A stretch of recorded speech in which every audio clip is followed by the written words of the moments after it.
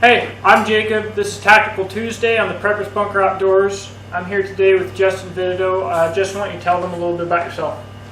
Hey guys, my name is Justin Vititoe. I'm the Director of Training here at Rock Castle Shooting Center in Park City, Kentucky. I've been in the military for about 15 years. Recently got out a couple years ago. You may have seen me on Alone Season 2 on the History Channel, and a multitude of random cap shirt videos or something along those lines. But that's pretty much what I do now, is train civilians, military and law enforcement on how to stay alive in a variety of different situations.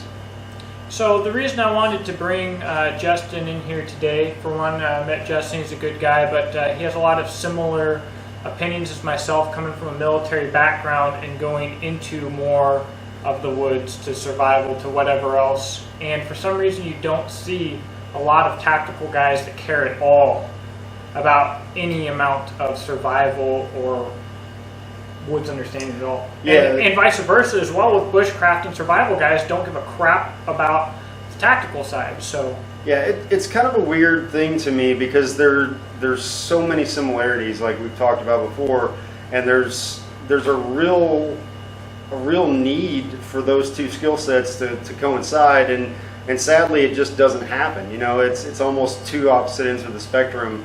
You know, the survival type people, bushcraft type people, tend to a lot of times just totally stay away from the tactical side, and the tactical side people, you know, totally stay away from the survival side. And I think there's a lot of stuff that crosses over, you know, like we talked about before. And it, like I said, it's sad in a way, but you know, I think there's a lot each side can learn from each other on how to do things, and you know, that's one of the things that I try to do in my training classes is to focus on the practicality of things, and to kind of to merge those two things together sometimes. well, and you know, the tactical people, you know, a large portion of this tactical market has this fantasy about getting to the fight, being Rambo, killing the enemy, okay? And they think that the survival side is going to be just cake, and they're just going to do it. And then the survival bushcraft community thinks that they're going to go out and live out in the woods, and if they ever have to fight, that they are Rambo, and they're just going to fight, and it's going to be easy. Yeah. And they both think that the other skill set is going to be easy, and they never do it. And see, both of them are missing out. If you don't get to the fight in a small unit combat environment, you're dead before the fight. And if you don't survive after the fight, then what was the point of the fight? And if you die in the fight, what was the point of survival? It all kind of ties together. It's, I think 150 years ago, it was just being a man. You knew how to do everything, because that was life, and today we've lost that. Well, I think one of the other things that people don't really think about, that I think we all have this kind of movie that plays in our head, and I'm just as guilty of it, but of what you're going to do in a certain situation, and it's simply not true. Right. And at the end of the day, whether it's, you know, a tactical scenario, a survival scenario, or whatever, hopefully you're going to have other people with you. Right. And your interpersonal communication is actually way more important than any other skill set that you can have, because, you know, if me and you are together and we're in a bad situation together and we hate each other's guts, or we're fighting amongst ourselves, you know, and you see that on, you know, survival type TV shows all the time, like, that's a recipe for disaster. Whereas if you can change that dynamic to where you're actually working together for a common goal, then two people's heads can be way better than one. Absolutely. And I think that's one of the things that kind of both industries get a little wrong. And that I've heard it time and time again. A lone wolf is a dead wolf. You know, everybody has that lone wolf mentality, but, you know, if you actually look at the animal that you're talking about, they go in packs. You know what I mean? They travel together, and they make that work. Well, you know, the people that have no experience think that it's going to be fun. So they practice bushcraft or tactical stuff or whatever, and it's fun to them. And then the people that have experience in either realize that all of a sudden none of it's easy, and all of it just sucks. It's not fun anymore. The tactical stuff sucks. The survival stuff sucks, and no matter what the fantasy is in your mind where you come out on top, at the end of the day, if you find yourself shooting or surviving for 3 days, a month, or for 4 hours, it's still just going to suck. Yeah. So. Yeah, absolutely. And that's one of the, I guess, the weird things that I do bring to the table is because of the military background, same as you, and then the survival background, and coming from kind of both of those different angles, is that you realize there's a lot of similarities in how bad they both really suck, like you said, and it's not fun. It's there's parts where after you look back on it, Right. days or weeks or years later, you can kind of laugh at how bad it was or whatever, and it's different. But in that moment when you're actually doing it, as well as I do, it's like, oh my God, I can't wait for this to be over. And I think, especially for the people that haven't had that experience on the tactical or combat side, there's this. And the survival side as well. There's this kind of veil that's been cast over this stuff, I think, with TV and movies, and they've made all this stuff to be sexy. Right. You know what I mean? Right, and exactly. when you actually get into the heart of it in real life, it's not really sexy. It's sexy after it's done. Right. But while you're doing it, it's not sexy at all. It's a lot of like just horrific moments. Right. And the other thing I think a lot of people don't realize, especially when they watch, like shows like Alone and stuff like that, is you don't understand how after you've gone a couple days without food and you're dehydrated a little bit and you haven't really been sleeping all that great and everything else, your brain is not working correctly. No. It's you don't process rational thought. And there were, I don't know how many times where I would do something and I would just be like, why did I just do that? Like, I'm like dumbfounded at myself because Right. I just did something absolutely ridiculous. Or you just sit here and you look at something, you know how to do it, and it's, you're like, it's just not why can't I? clicking. Right, and Yeah. and you say a couple days, you get out here in Kentucky, if you're not a freaking stud, and you don't have water for about 6 hours, and you're doing work, and you're already there. Oh yeah. It's not even. I mean, you're already in suckfest. Your mind's already not working right, so Yeah. it can get crazy. It can get crazy in 1 hour. It can be suckfest in 1 hour. I mean, it just depends on what you're doing, So Justin and I share a lot of opinions, like I mentioned earlier, and there's a lot of things that are really crazy, like we're talking about with both the bushcraft and survival community and the tactical community.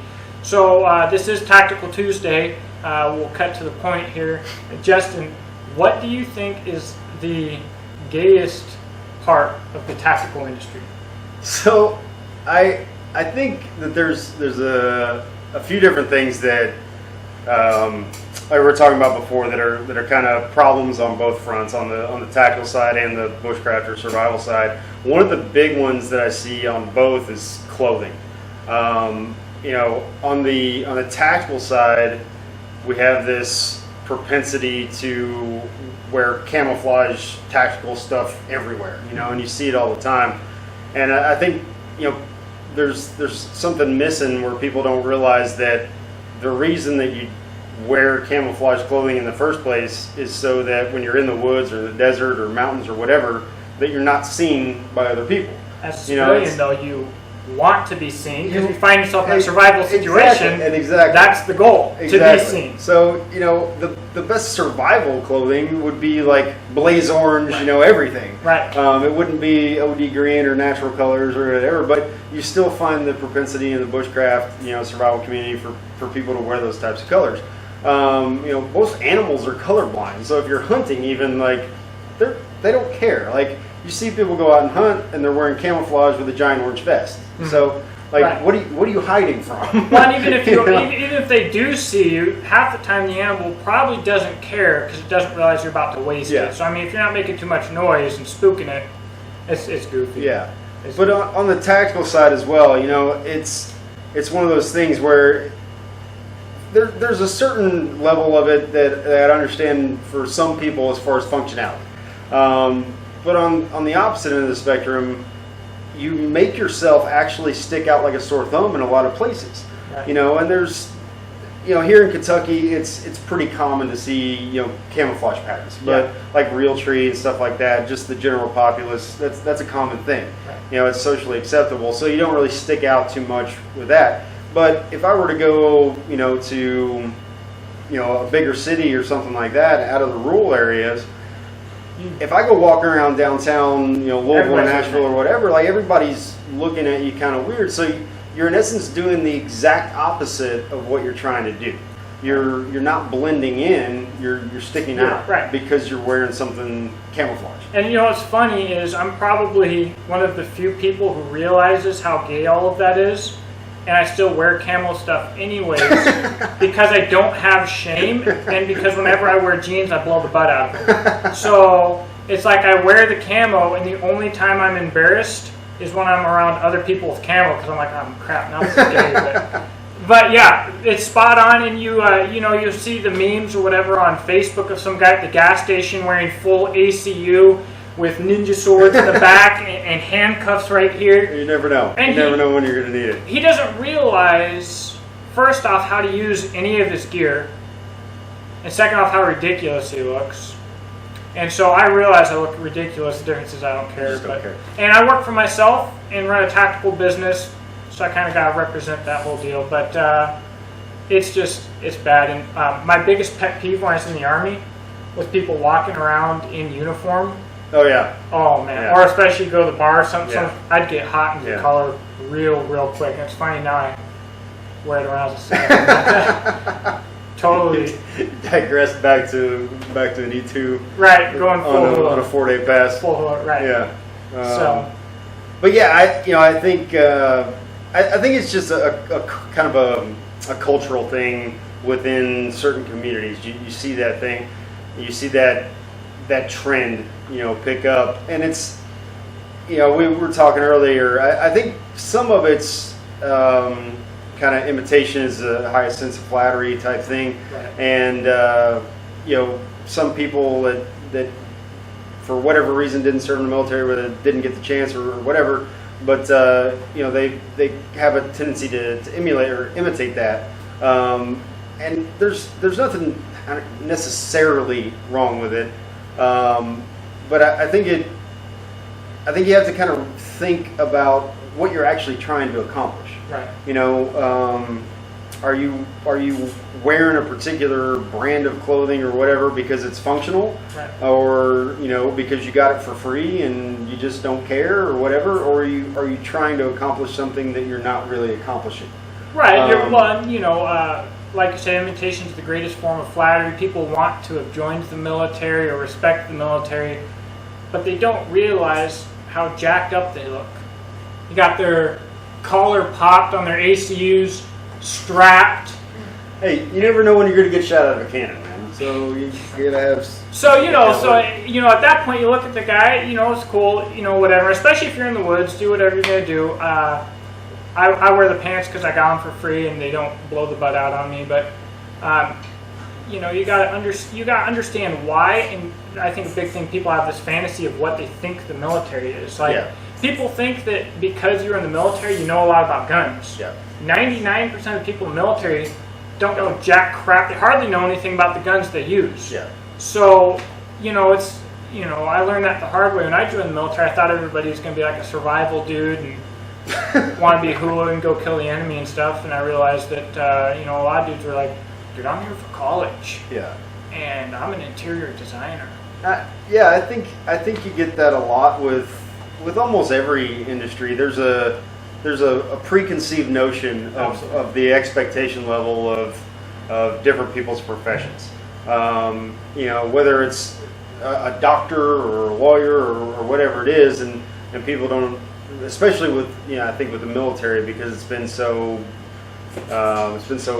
pushed out on TV and movies and everything else, and people.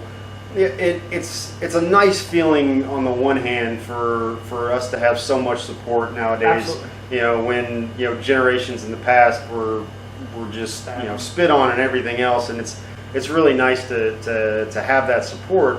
You know, and on the other hand, there's there's almost a higher expectation because you were in the military or whatever. That's not necessarily always true. Like there's some bad apples that are veterans. You know, as much as I hate to say it, as much as it hurts me to say it, it exists. You know, so you can't necessarily just look at a guy and say, oh, they used to be in the military or this, that, or the other thing, and there's automatically that expectation level. And I think people need to start taking more stock of people on an individual level as opposed to a blanket, like, oh, this guy's a doctor or a lawyer or military or fireman or policeman or whatever it is. You know what I mean? But then again, it's human nature to kind of throw people into just our preconceived notion of categories. Well, and the problem I think with being a veteran is the people who usually yell about being a veteran the loudest are usually the guys that got chaptered out for being terrible. There is a high. So I'm a little bit more negative than Justin on this topic. He's a positive guy, but anyways. Well, when we were talking about the things you wear, we were talking about earlier guys wearing plate carriers and stuff. Now, and what I was saying about that is if you want to train how you fight and you want to fight with a plate carrier in your imaginary episode that you think is important or that may be important, whatever the case may be, the first thing that you need to do is not to take that plate carrier to the range. The first thing that you need to do is put that plate carrier on with plates in it, throw on a 45-pound pack, and walk for a day, and realize at the end of the day, then decide whether you want to fight or not. Yeah. Because you ain't gonna get me in body armor. I don't care. I'm not gonna do it. So. Yeah, it's again. I think it's that sexified thing of no matter what I use or. Whether it's a firearm or gear or a knife or whatever it is, like for me personally, I really try to look at the practicality of it. Mm-hmm. And am I going to have this thing? One, is it practical to use if I do need to use it? Right. Two, am I going to have this thing if I do need to use it? Right. We talked about knives and stuff earlier. Like, am I going to be carrying around this giant knife with me all the time every day? When I would need it in a survival situation, probably not. Right. If I can have something really small that I carry around, I'm probably going to need that. Right. And it's the same mentality I think with gear and stuff.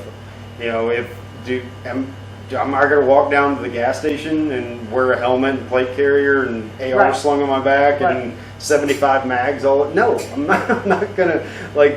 There's very few practical applications for me now as a civilian to use that stuff, and that's not to say that I don't ever do it, to kind of maintain that, knowing how all my stuff fits together. If I ever did, something crazy happens, but the likelihood, I think, is what people miss.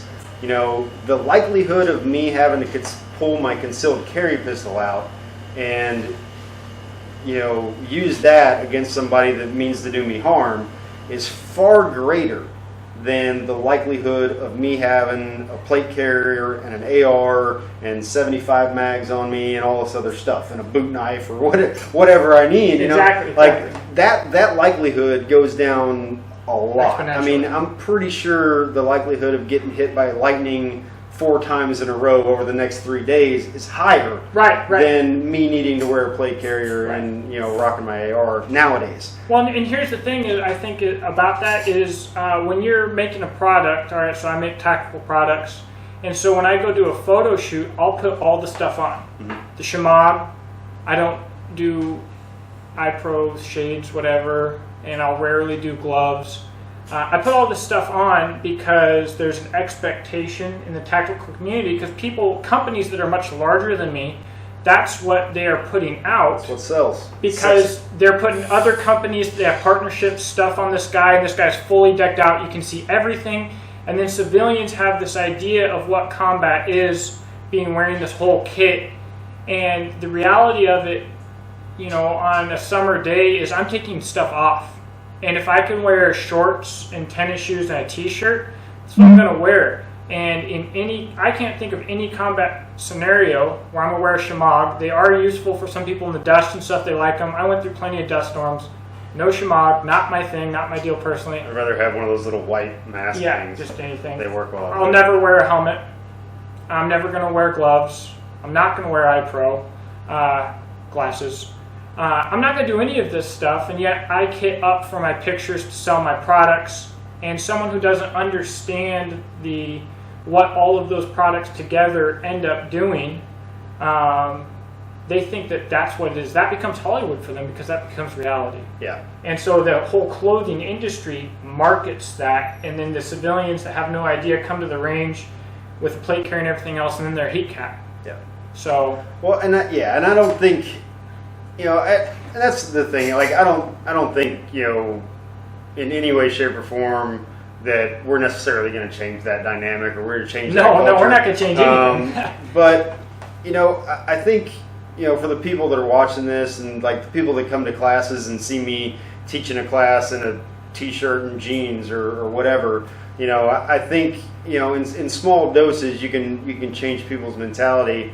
And I think for those instructors that are out there doing that kind of stuff, you can sometimes pull in a certain type of student by having a prerequisite for your classes that you have to have a plate carrier and 7,000 rounds of ammunition for a one-day class and all this other stuff. But at the end of the day, are you really accomplishing something good, or are you just playing to a fantasy? Right. And I personally don't do that.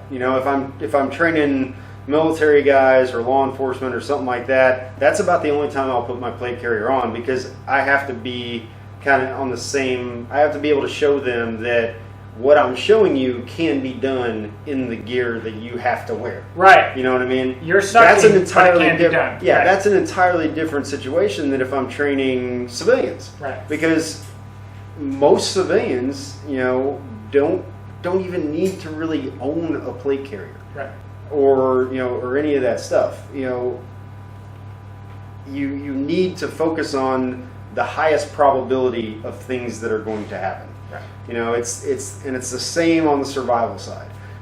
People will spend hours and hours and hours and hours, out there practicing, or they'll spend, they'll go to a 2-day survival class and they'll learn how to rub 2 sticks together to make a fire. That's a really cool skill to know how to do, but if I actually need that, if I need to make a fire right now with 2 sticks, it's probably a lot easier to just pull this little Bic lighter out of my pocket and get it going. Well, like you were saying, if you're rubbing 2 sticks, you have messed up. Fire, you've already made multiple mistakes at this point, and you're probably just not going to make it. And I think that's a big differentiation, is that you have to look at things as, okay, do I enjoy this? And am I doing it because I enjoy it, just as a novelty or whatever? That's fine. That's 100% perfectly fine. There's a lot of things that I'm never going to actually use in my real life, but that I know how to do. I enjoy doing them, and I do them on a regular basis. Right. But that's the only reason that I do them. Right. When you transfer that thought into thinking that this is the way I'm going to do it in real life if I need to do it, that's where I think the problem is in both of those industries, in both those communities, is that there's a disconnect as far as what's actually practical. Well, and the thing is whether you're a tactical class or a bushcraft or survival class, the average person only has so much time to practice or train. All right, so if you spend all of your time learning to rub 2 sticks together and make a fire, you spend multiple classes, all kinds of money, but then you don't know how to eat that squirrel. You've spent a lot of time. Don't know how to filter water. Right, you spent a lot of time practicing on one thing that you're probably not going to need to do, and you've missed out on things that could have been more practical. Yeah. So. Well, and I think the big one that years ago, probably 10, 15 years ago, is when I started liking the survival stuff. So I started out, practicing building different traps and all that stuff. And over the years, I've kind of narrowed down what's actually important.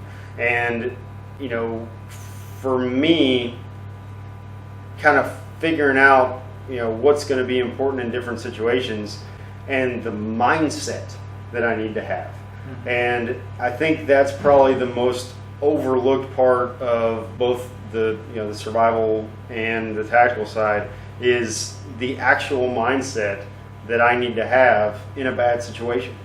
As much as, like we were talking about earlier, as much as you play that video over in your head of what you think you're going to do, it's probably not going to happen.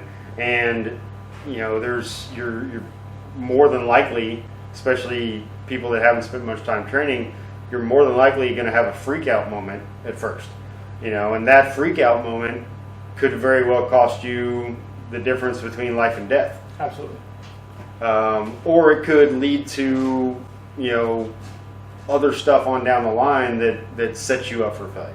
Right. When you get stressed out dealing with the situation instead of thinking of what you need to do, and as soon as you're stressed out, you make mistakes that you probably would not have made if you're in a sound state of mind. Yeah. So, it's all about being practical. At the end of the day, go out and train, because you can show up, if you've never been in the military, you can show up on day one at a bushcraft or a tactical class wearing $10,000 of gear, and on your 100th class, you're probably going to be wearing $100 of gear. Yeah. And you learn what's important. But a lot of people that get into this industry get caught up in buying everything that's cool, but they don't have the context from experience to understand what's actually practical. So they see the flashlight on the gun, and then they're looking for a $20 cheaper flashlight to put on their gun, mm-hmm. or whatever else. They do all these things, and that's fine because you're interested and you're getting started. But let's focus on the hard part, which is now going and getting the training, and that's where the practical is going to come in. And that's when the confidence is going to go from up here straight down to down here somewhere, probably where it should be. And then as you continue to train, because that confidence drops, then your proficiency comes up. You can start building that confidence back up. But as you'll see on my videos or Justin's videos or anything else, it's the people with the least experience that by far and away have the most confidence, even more than the people with the most experience. So. Yeah, absolutely. All right, guys. Well, please let me know what you think in the comments. Justin, you don't have a YouTube video yet, right? Not yet. Channel? It's coming soon. All right. So YouTube is coming soon. As soon as he gets a YouTube channel, I'll be putting links up to him, and he'll outgrow me real quick, and then he'll be putting links to me. But let me know what you think. Check him out on Facebook, Justin Vititoe. Yep. Facebook, either my name or Rock Castle Training. Yep. Also, Rock Castle Shooting Center. Both on Facebook and then the website rockcastleshootingcenter.com, and also on Instagram. This social media stuff it's hard. It's way too much. I gotta hire a person. Yeah. Well, I tell you what, this Rock Castle area, I just discovered it like last week or something. Freaking incredible. Anything that you want to do to learn to be more proficient at, you can do here, whether it's practical, tactical, practical bushcraft, or maybe just drinking wine or playing golf. It's here. Yeah. Crazy complex. Make sure you check it out because you want to be here. It's a pretty amazing place. For those of you who've never been here, you need to come check it out. Like you said, even if it's just for a weekend to come play golf, check out all our classes coming up. We have a multitude of stuff on the calendar already, and more to follow very, very shortly. It was an honor, man. Appreciate it. Absolutely. So link to Rock Castle in the description box below, and I'll be talking with Justin more. In the future, we'll do some videos and stuff. So hope you guys liked it, and I'll talk to you soon. Have a great day.